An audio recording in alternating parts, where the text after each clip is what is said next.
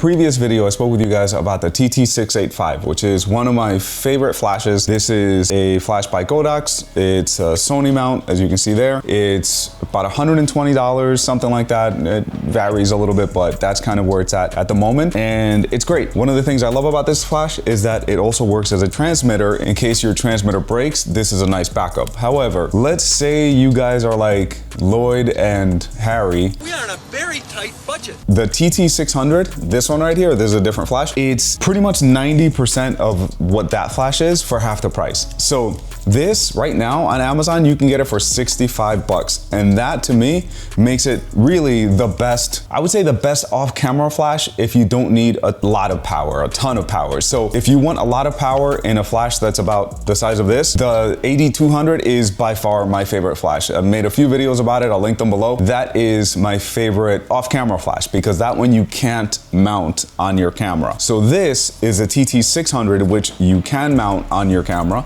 It also works as an off-camera flash, but it doesn't work as a transmitter like this one does. So that's one of the trade-offs. Pretty much, in my opinion, probably the biggest trade-off of this one versus this one. So a few key things on the TT600.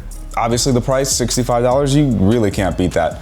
I remember back in the day, you would have to look for used Nikon flashes on eBay, and that would be basically like your workaround in order to get a flash that was cheap, that would work with off camera, but then you would have to use Pocket Wizards. I'm going on a tangent now. So this right here, 65 bucks. It has a receiver built in, so if you have a Godox transmitter, it's gonna work with this, which is wonderful. It has AA batteries, which I prefer because you can always get more AA batteries if you're in a pinch. I've mentioned that in other videos as well. It has 5 groups and 35 channels. You can have 32 channels. One thing that a little tip guys that I mentioned is don't have it on channel 1 whenever you get these, because if you do that and you go and shoot, let's say, this is a memory I have, I was shooting in Brooklyn and I had it on channel 1 and other photographers were firing my flashes off, because when you get it out the box, it's gonna be on channel 1. So a lot of photographers that were there using off-camera lighting were firing my flashes. So ever since then, I've switched it to channel 5. Everybody on the team that we have, we tell them to select a number and just go with that. Dominic was very smart. He said, well then I'm gonna go to group 32, because most people go 1, 2, 3, 4, 5, 6. He went the other way. He goes, yeah, group 32, there we go. No one's gonna touch that one. So that's, just a little tip.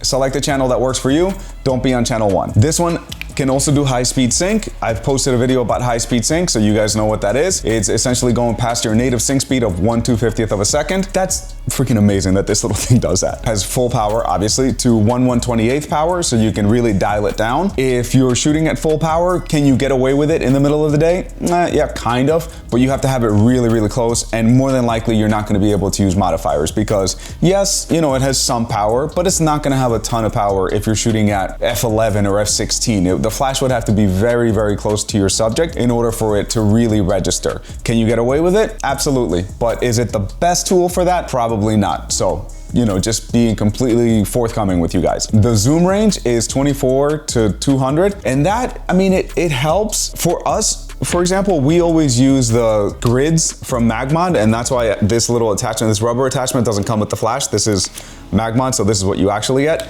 We always use the grids in order to narrow down the beam if we want to, but keep in mind that let me put this thing back on, if your flash can zoom, you can actually narrow down the beam. So instead of it spreading all over the place, it's narrowing it down. Not only that, you do get essentially more power because instead of the flash spreading all over the place, it's going into a smaller area. So back in the day when I did used to use these flashes as my off-camera flash before the AD200 came out, I would zoom it in order to get more power out of my flash essentially. So that's another, I guess, little tip right there if you're using this and you need more power out of it and you're not necessarily using a modifier. The head does tilt, so you can, twist it around like this, twist it back. So you have pretty decent range of motion on that. One thing that I always recommend is if you're putting like a modifier on top and you're shooting with this on top of your camera, it may want to tilt forward like this. So one thing that I do is I put it like that on top of the camera and then I rotate it and then put the modifier. Because if I'm shooting straight up, it's not gonna be tilting forward or anything like that, but at least this way it'll prevent it from going that way, and it will not go this way for some reason. Because usually the energy is kind of forward when you're shooting, so it's not gonna go forward or back. So just a little tip with that. And then as far as recycling time, if you're at full power, it says it's 2.6 seconds. Let's see, I'm gonna hit it at full power. And the batteries, I don't know if they're full, so we're gonna have to cut it some slack. Ready? There we go. So ready, I'm gonna click it. 1, 2, 3, yep, about 3 seconds. So about 2 to 3 seconds. So if you're shooting at full power, guys, don't be blasting it, you know, pop, pop, pop, because it will eventually pop for good. So give it some time to recycle so that way your flash tube doesn't get burnt out. Because the thing with these flashes also, guys, if you burn out the flash tube, like at that point, you're better off just buying a new one. You're not gonna go and replace the flash tube. It's probably gonna be as expensive, if not more expensive, to just get a new flash. So don't beat on them. Full power, give it a second. One thing that I would do is as I'm shooting, I would speak with my couple or speak with my client. And I'm going, you know, all right, and ready, 1, 2, 3. All right, ready, one more time, 1, 2, 3. And I'm really just talking just to kind of build some time in between shooting, so I'm not just, you know, shooting continuously.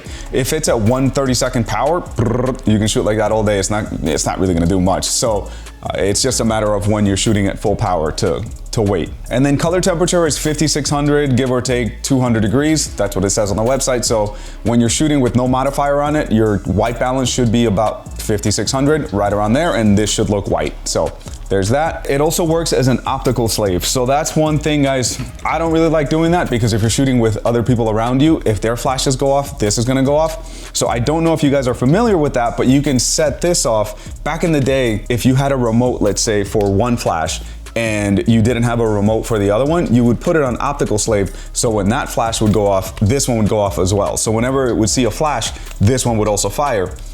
Nowadays, it's not really necessary because, like I said, it has a receiver built in. So there's no real reason for you to have this on optical slave when it has a actual channel and group that you can put it on. So this, we always put it on B. As you can see there, we labeled it very scientifically. It has a B on it. So this is always our secondary flash. We never use it as our main flash because we have the 8200, except for the photos that you're seeing right now. I did shoot it inside a softbox so you guys can see that you can use this as a main flash if that's all you have. So if you guys are starting out with photography, you have $100 to spend on a flash, there you go, it's right here. This is all you need. And then after that, you can start acquiring more powerful equipment as your career progresses. And on those shots that you guys are seeing again, I was probably shooting, I think if I remember correctly, like 1/32 power. I was shooting into the softbox. It was hitting the back of the softbox, spreading, and then coming back out. So there's no hot spot. And I mean, it like I said, 1/32 power. I think I was probably like ISO 200 or 400 or something like that. So then that way I wasn't absorbing any of the ambient exposure, and it was enough. I mean, I probably shot a couple hundred frames, and then yeah, this was the main flash that was used, $65 flash. And I was doing it just to test it out, to be honest, because I knew I didn't need all that power from it. It has over temperature protection, it says, which I guess when it gets hot, it won't let you continue shooting. You really have to be shooting it at high power quickly for this to overheat. I've never had it overheat, but again, I always use it as a secondary flash, so I'm not really pushing it to its limits. But something to keep in mind, if it overheats, you're gonna have to give it a minute until you can start using it again. And then, I mean, I'm reading a couple of these things, like, you know, from the website. So it's wireless control port sync socket, it says. So it's this little guy right here. I don't know any photographer that uses this. So, I mean, it's there, but I've never had to use any of those things because it has a built-in remote. I believe that, see, this is from the good old days also. Right here, that little piece is if you have a power bank, basically, that you would attach to your hip. That's what I would see photographers doing.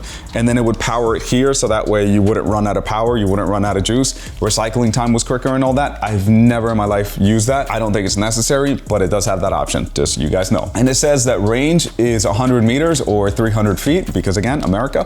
And no, so 300 meters. I haven't shot that far away with it, but all these Godox flashes, to be quite honest, they've never let me down as far as like distance. There have been some situations where I'm pretty amazed with how far it reaches. So I think you guys would be very happy with this if you end up getting it. If you have an AD200, if you have a TT685, like I recommended to you guys before, this is a great supplemental flash.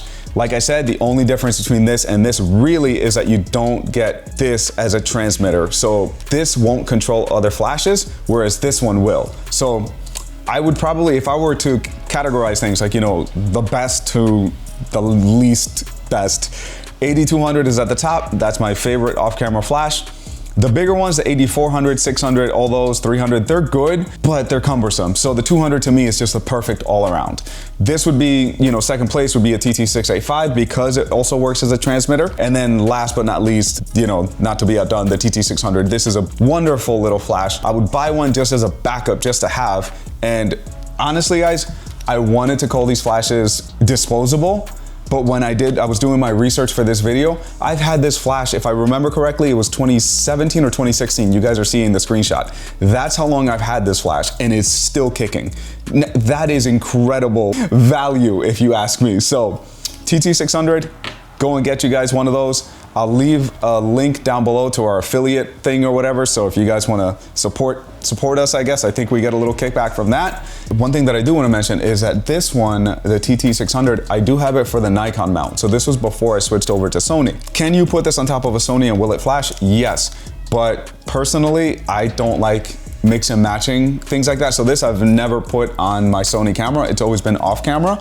If you get one of these flashes, just get them for your system. So that way, like this one, this is the 685. That way it matches the system that you have. So, you know, I don't think it'll do anything to your camera, but to be honest, don't take any chances. Just get the one that's correct for you. I know, for example, TTL won't work, but we don't shoot in TTL, so that doesn't matter. But just in general, I don't like mix and matching that mount with this flash. So get the one that works for you. If you have a Sony camera, get the one for Sony. If you have the Canon, you know, etc.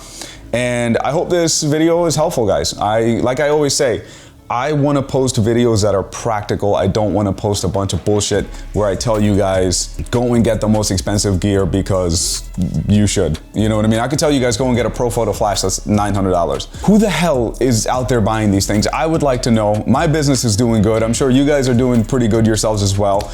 But who the hell is spending $1,000 on a stupid speed light? That to me is mind-boggling. I understand, because someone's gonna leave a comment, and you guys have, and I respect it, that the build quality, blah, blah, blah, all that. But when I think about it, and when I tell you guys that I've had this thing since 2016 and it's 2024, and it's still kicking for $65, I don't know. It's hard for me to justify telling you guys to go and spend 10 times the amount for another flash.